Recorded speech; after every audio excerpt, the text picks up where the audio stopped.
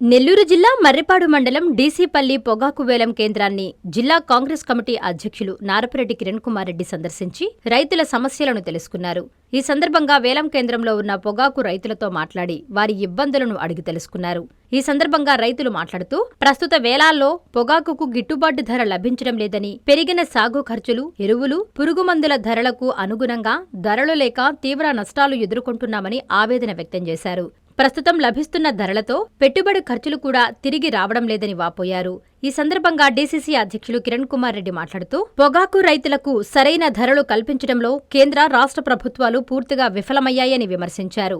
రైతుల కష్టార్జిత పంటకు తగిన గిట్టుబాటు ధర దక్కకపోవడంతో వారు ఆర్థికంగా తీవ్ర ఇబ్బందులు ఎదుర్కొంటున్నారని అన్నారు. పొగాకును తక్కువ ధరకే కొనుగోలు చేస్తున్న కంపెనీలు భారీ లాభాలు ఆర్జిస్తున్నప్పటికీ పంట పండించిన రైతుకు మాత్రం న్యాయం జరగడం లేదని ఆరోపించారు. ముఖ్యంగా ఐటీసీ సంస్థ తక్కువ ధరలకు పొగాకు కొనుగోలు చేసి వేల కోట్ల రూపాయల లాభాలు పొందుతోందని పేర్కొన్నారు. పొగాకు రైతుల పరిస్థితిని కేంద్ర, రాష్ట్ర ప్రభుత్వాలు వెంటనే గుర్తించి గిట్టుబాటు ధరలు కల్పించేందుకు చర్యలు చేపట్టాలని డిమాండ్ చేశారు. రైతుల పెట్టుబడులు, శ్రమకు తగిన ప్రతిఫలం లభించేలా కొనుగోలు విధానాలను అమలు చేయాలని కోరారు. పొగాకు రైతులను ఆదుకునేందుకు ప్రభుత్వం ప్రత్యేక చర్యలు తీసుకుని వారి ఆర్థిక పరిస్థితిని మెరుగుపరచాలని ఈ సందర్భంగా డీసీసీ అధ్యక్షులు విజ్ఞప్తి చేశారు. ఈ కార్యక్రమంలో రైతులు, కాంగ్రెస్ నాయకులు పాల్గొన్నారు.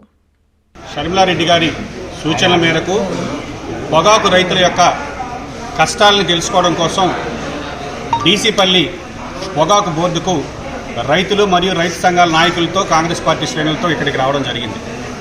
ఈరోజు రైతు అంటేనే గుర్తుకొచ్చేది రాజశేఖర రెడ్డి గారు. రాజశేఖర రెడ్డి గారు ఇదే పొగాకు బోర్డుని సందర్శించినటువంటి రోజులున్నాయి.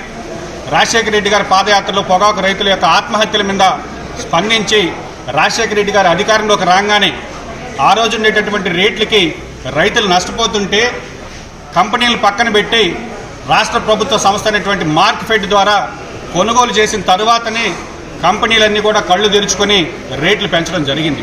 ఆ రోజు రాజశేఖర రెడ్డి గారు చొరవ రైతులకు సంబంధించినటువంటి రైతు సంక్షేమానికి ఆలోచించినటువంటి ఒకే ఒక వ్యక్తి రాజశేఖర రెడ్డి గారు. కాంగ్రెస్ పార్టీ అధికారంలో ఉన్నప్పుడు రైతులకు సంబంధించినటువంటి రుణమాఫీ కావచ్చు, అదేవిధంగా రైతులకు సంబంధించినటువంటి కనీస మద్దతు ధర కావచ్చు, రైతుకి ఏ కష్టం వచ్చినా రైతు కుటుంబాలు రుణమాఫీ చేసినా ఏమి చేసినా కూడా ఇంకా ఆత్మహత్యలు తగ్గకపోతే దాని మీద ఆలోచించి రైతు అప్పులు పాలేదు. రెండు విషయాల్లో, ఒకటి వచ్చేసి బిడ్డల చదువు, ఇంకొకటి వచ్చేసి ఆ కుటుంబంలో ఎవరికైనా ఆరోగ్యం బాగాలేకపోతే వాటి రెండింటిలోంచి ఆలోచనలోంచి పుట్టిందే ఆరోగ్యశ్రీ అయితే ఫీజు రీయింబర్స్మెంట్ అయితే. ఈరోజు ఇన్ని సంవత్సరాల తర్వాత ఈరోజు పొగాకు బోర్డుకు వస్తే ఆ రోజు ఉండేటటువంటి రేటే ఈ రోజుకి ఉంది. కానీ రైతులకు మాత్రం విపరీతంగా ఖర్చులు పెరిగాయి, కట్టెల ధరలు పెరిగాయి, బ్యాగులకు సంబంధించినటువంటి మెయింటెనెన్స్ పెరిగింది, లేబర్ ఛార్జీలు పెరిగాయి. ఈరోజు డీసీపల్లిలో ఉండేటటువంటి పొగాకు యొక్క నాణ్యత ఎక్కడా కూడా ఉండదు. ఈరోజు బ్రైట్ గ్రేడ్ పొగాకును మాత్రం ప్లాట్ఫామ్ మీదకి తీసుకొస్తున్నారు. లో గ్రేడ్ పొగాకు రైతులు బయట పెట్టుకుని ఉన్నారు. అసలు లో గ్రేడ్ పొగాకు కొనడమే మానేశారు. ఈరోజు ఆ పొగాకుని తిరిగి తీసుకెళ్లి రైతులకి కోల్డ్ స్టోరేజీల్లో పెట్టుకోవడానికి వర్షాకాలం వస్తుంది, ట్యాం పెరిగితే పురుగు బట్టి అది పనికి రాకుండా పోతుంది. అన్ని పంటల పరిస్థితి వేరు, పొగాకు పరిస్థితి వేరు. ఎందుకంటే ఈరోజు వడ్లో ఇంకొక పంట అయితే ఎక్కడైనా స్టోర్ చేసుకునేటటువంటి ప్రొవిజన్ ఉంటుంది, లేదా ఇక్కడ కాకపోతే ఇంకో తీసుకెళ్లి వేరే ప్రాంతంలో అమ్ముకునే దానికి అవకాశం ఉంటుంది. కానీ పొగాకు మాత్రం ఆ బోర్డు పరిధిలో అక్కడ ఉండేటటువంటి లైసెన్స్డ్ బ్యాన్లో ఉండేటటువంటి పండించినటువంటి పొగాకు ఇక్కడే అమ్మాలి. వాళ్ళు అడిగినందుకే అమ్మాల్సినటువంటి పరిస్థితి ఏర్పడింది. ఈరోజు గత సంవత్సరంకి ఈ సంవత్సరంకి కేజీకి 50 రూపాయలు తక్కువ కొంటున్నారు. అది కూడా కేజీకి బ్రైట్ గ్రేడ్ అయితే 50 రూపాయలు, లో గ్రేడ్ అయితే అసలు కొనడం లేదు. దాన్ని ఏం చేసుకోవాలో తెలియట్లేదు. కాబట్టి రైతుల కష్టాలు ఇక్కడ వర్ణనాతీతంగా ఉంటే మార్కెట్ ద్వారా అయినా కూడా రైతులను ఆదుకోవాల్సింది పోయి ఈరోజు ప్రభుత్వాలు నిమ్మకి నీరెత్తినట్టుగా హామీలు ఇస్తున్నారు, కానీ జవాబుదారీతనం కనబడట్లేదు. రాజకీయ పార్టీల హామీల వల్ల రైతులకు ఉపయోగం ఉండదు. జవాబుదారీతనంతో ఈరోజు ఇక్కడికి వచ్చి రైతుల యొక్క కష్టాలని చూడాలి. అదేవిధంగా బ్యారెల దగ్గరికి వెళ్ళి వాళ్ళు పడేటటువంటి శ్రమను చూడాలి. ఈరోజు రాత్రులు తీసుకొచ్చి పడిగాపులు కాస్తే 10 కంపెనీలు వచ్చాయి. ఈరోజు నేను సూటిగా ప్రశ్నిస్తున్న ITC company, Indian tobacco company, ఒకప్పుడు అది ప్రభుత్వ రంగ సంస్థ. ఈరోజు దాన్ని కూడా షేర్లు అమ్మి ప్రైవేట్ వాళ్ళకి దారదత్తం చేశారు. ఈరోజు అందులో ఎల్ఐసి కంపెనీదే ప్రజల సొమ్ము 20% వాటా ఉంది. ఈరోజు ఒక ఐటీసీ కంపెనీ ఆదాయం గత సంవత్సరం నికర ఆదాయం 20,000 కోట్లు ఉంది. ఈరోజు రైతులను ఆదుకోవాల్సింది పోయి కష్టాల్లో ఆ కంపెనీ ఏదైతే నిర్ణయిస్తుందో పొగాకు బోర్డు మొత్తం కూడా ఐటీసీ కంపెనీ యొక్క చేతుల్లోకి వెళ్ళిపోయింది. ప్రైవేటు కంపెనీలు పొగాకు బోర్డులను శాసిస్తున్నాయి, రైతుల యొక్క కష్టానికి విలువ లేకుండా చేస్తున్నాయని ఈరోజు ఇక్కడ ప్రత్యక్షంగా కనబడుతుంది. ఈరోజు సూటిగా రాష్ట్ర ప్రభుత్వాన్ని కానీ కూటమి నేతలను కానీ అదేవిధంగా కేంద్ర ప్రభుత్వాన్ని కానీ ప్రశ్నిస్తున్నాం. టొబాకో బోర్డు కేంద్ర ప్రభుత్వ సంస్థ అయినప్పటికీ కూడా ఈరోజు ఇక్కడ ఉండేటటువంటి రైతులు, ఈ రాష్ట్ర రైతులు యాత్మకూరు నియోజకవర్గంలో పొగాకు పండిస్తే ఇక్కడ వచ్చేటటువంటి క్వాలిటీ పొగాకుతోనే దేశంలో సిగరెట్లు అన్నీ కూడా తయారవుతాయి, క్లాస్ 1 సిగరెట్స్ అన్నీ కూడా. ఈరోజు సిగరెట్ల రేట్లు మాత్రం తగ్గట్లా, సిగరెట్ల రేట్లు విపరీతంగా పెంచుకుంటున్నారు. దానికి అనుగుణంగా కేంద్ర ప్రభుత్వం కూడా జీఎస్టీ పెంచుకుని ఆదాయం పెంచుకుంటుంది, కానీ రైతుల యొక్క కష్టాలకి విలువ లేనటువంటి పరిస్థితి.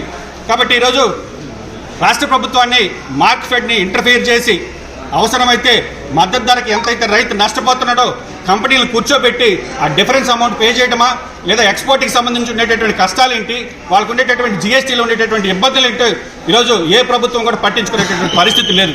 కాబట్టి ఐటీసీ చేతుల్లోకి ఈ యొక్క టొబాకో బోర్డు వెళ్ళిపోయింది.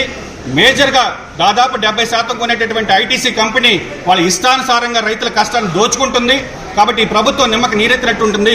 రైతులకు కావాల్సింది హామీలు ఇవ్వటమో మీటింగ్లు పెట్టడమో కాదు, ఈరోజు ఇక్కడ ఉండేటటువంటి పొగాకు సంబంధించినటువంటి ధర ఎంత పలుకుతుంది, ఈరోజు అమ్ముకున్న రైతుకి రేపు పొద్దున ఏమన్నా మళ్ళీ మీరు ఏమన్నా డిఫరెన్స్ కట్టించేటటువంటి పరిస్థితి ఉందా, నష్టపోయిన రైతులకి ఈరోజు ఆదుకునేటటువంటి పరిస్థితి లేనటువంటిది ఈరోజు స్పష్టంగా కనబడుతుంది. కాబట్టి పొగాకు రైతుల పక్షాన కాంగ్రెస్ పార్టీ డిమాండ్ చేస్తుంది, ప్రభుత్వం తక్షణమే స్పందించాలి. ఐటీసీ కంపెనీ యాజమాన్యంతో కూర్చొని మొత్తం పొగాకును కూడా వాళ్ళకి నష్టం లేకుండా కొనేటటువంటి ఏర్పాట్లు చేయాలి. అది లేని పక్షంలో కేంద్ర ప్రభుత్వం రాష్ట్ర ప్రభుత్వం ఆ నష్టాన్ని భరించి రైతులకు మద్దతు ధర కల్పించాలని కాంగ్రెస్ పార్టీ డిమాండ్ చేస్తుంది.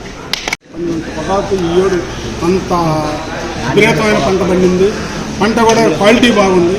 కానీ మాకు అంతో ఎంతో పొగాకు వచ్చిన పొగాకుని వీళ్ళు దుర్వినియోగం చేస్తా నిరుడు 38,000 రూపాయల మన పొగాకు ఈ ఏడు 20,000 రూపాయలు కూడా కొనుక్కుందా. దారుణంగా లో గ్రేడ్ కూడా అసలు కొనటం లేదు. మాకు కోల్డ్ స్టోరేజీలు లేక నానాకు ఇబ్బందులు పడుతూ ఈ పొగాకుని ఏం చేయాలనేది అర్థం కావట్లేదు. ఒక్కొక్క బేలు 2 బేళ్ళు ఇచ్చారు. ఆ 2 బేళ్ళు కూడా వెనక్కిపోతూ ఒకటి కొనుక్కే ఒకటి వెనక్కి ఎత్తుకొని పోయి మళ్ళీ తీసుకొని వచ్చి మళ్ళీ పెట్టుకుంటున్నాం. ఆ పరిస్థితి వచ్చింది సార్. దయచేసి దీన్ని ఏదైనా ఒక దృష్టికి తీసుకుపోయి ఇట్లా మన కాంగ్రెస్ వారు వచ్చారు, ఏదైనా దాన్ని ఏదో ఒకటి జయప్రదం చేయాల్సిందని కోరుతున్నాం సార్. రైతు డీసీపల్లి బోర్డు దరిదాపుగా ఈ జిల్లాలో పెద్ద బోర్డు ఇది. ఈ పెద్ద బోర్డులో 1800 చిల్లర ఉన్నాయి ధాన్యులు. దీంట్లో పండించేటువంటి అంత చిన్నకారు రైతాంగం.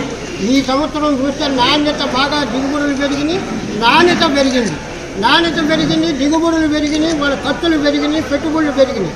కానీ ఇక్కడ శ్రమ ఎక్కువైంది. ఈయనకు వచ్చేటప్పటికి పోయిన సంవత్సరం 340 కొన్నటువంటి ధర ఈ సంవత్సరం 330 నుంచి 330 కూడా రాలి. అందుకని నాణ్యత 230 పోయిన సంవత్సరం 3 నుంచి ప్రారంభమైంది. ఈ సంవత్సరం 230 నుంచి ప్రారంభమైంది. నాణ్యత వచ్చినప్పటికీ రైతాంగానికి ధర రాకపోవడం, ఐటీ కంపెనీ చేతుల్లోనే మొత్తం కొరవ బయర్లందరూ వ్యాపారస్తులను నియంత్రణలో పెట్టుకొని తన కంపెనీలకు వేల కోట్ల రైతాంగం డబ్బు అడ్డిస్తూ వాళ్ళని వాళ్ళలో కొనడంలో కొనుగోలులో ఈ ఐక్యతలో కొంత లోపం జరుగుతుంది. నియంత్రణ చేస్తున్నారు. రైతుల్ని అందరినీ ఇబ్బందులు పెట్టి నష్టానికి గురి చేస్తున్నారు. కాబట్టి రైతు తిరుగుబాటు చేసిన కంపెనీలను దేశం ప్రభుత్వాన్ని కోలస్తారు. వాళ్ళు ఊర్జోలికి రారు, వాళ్ళని అంత దూరం రానియద్దు. వాళ్ళ కుటుంబాలని ధర వచ్చినప్పుడు కేంద్ర రాష్ట్ర ప్రభుత్వాలు కొంత డబ్బులైనా ఇచ్చి 15,000-2,000 కోట్లని ఇచ్చి రైతులు ఆదుకొని ఈరోజు పోయిన సంవత్సరం ధర ఇవ్వను 340 ఇవ్వమని చాలు రైతులు కోరుకునేది. అదే నువ్వు ఎంత ధైర్యమా మీ కంపెనీలకి అంత సంపాదించుకుంటా 230 నుంచి ఈ సంవత్సరం మీరు ప్రారంభిస్తుందంటే రైతాంగంలో తిరుగుబాటు రాదని, రైతుల్లో ఐక్యత లేదని, మీరు ఎంత ఇచ్చినా మేము కొనాల్సిందిగా తప్పనిసరి పరిస్థితినే. ఇదే మీ ధైర్యం. కాబట్టి ఇప్పటికైనా కేంద్ర రాష్ట్ర ప్రభుత్వాలు ప్రజాప్రతినిధులు నాయకత్వంతో రైతాంగానికి అండగా నిలిచి ఈ సంవత్సరం 230 కాకుండా 340, 350కి గిట్టుబాటు ధర ఇచ్చే విధంగా పనిచేయాలని లేని రోజుల్లో పెద్ద రైతాంగంలో తిరుగుబాటు పొగాకు రైతాంగంలోనే వాళ్ళకు మద్దతుగా ఇతర రైతులందరూ కూడా తిరుగుబాటు చేసి ఈ కంపెనీలకి ప్రభుత్వాలకి వాళ్ళ యొక్క చర్చంగా కనపరచబోతున్నారు. జిల్లా అధ్యక్షుడు విశ్వసాయి ఎడ్యుకేషనల్ సొసైటీ వారి Vishwasai JEE topper programme NIT లేదా ఐఐటిలో సీట్ సాధించడమే మీ లక్ష్యమైతే ఆ లక్ష్యాన్ని మీకు మరింత చేరువ చేస్తుంది Viswasai JEE stars elite batch. The salient features of JEE stars elite batch. కేవలం 36 మంది విద్యార్థులు కలిగిన లిమిటెడ్ బ్యాచ్ ద్వారా ప్రతి విద్యార్థి మీద ప్రత్యేకమైన శ్రద్ధ, ఎందరో విద్యార్థులని ఐఐటి ర్యాంకర్స్ గా మార్చిన మా అనుభవజ్ఞులైన ఉపాధ్యాయ బృందం, నిపుణులచే ప్రిపేర్ చేయబడిన విశ్వసాయి యూనిక్ స్టడీ మెటీరియల్ మరియు ప్రతి విద్యార్థికి ప్రత్యేకమైన doubt clearing sessions, maths, physics, కెమిస్ట్రీలలో 10,000కు పైగా ప్రాక్టీస్ ప్రాబ్లమ్స్ తో step by step salvation, quick problem solving, revision booklet, full length JEE advanced mock test. 2025-26 సంవత్సరానికి గాను విశ్వసాయి వారి జేఈఈ స్టార్స్ ఇలైట్ బ్యాచ్ లో చేరండి. విశ్వసాయి అంటేనే తల్లిదండ్రుల నమ్మకం, విద్యార్థుల విజయం. Viswasai educational society, Nellore, Tirupati.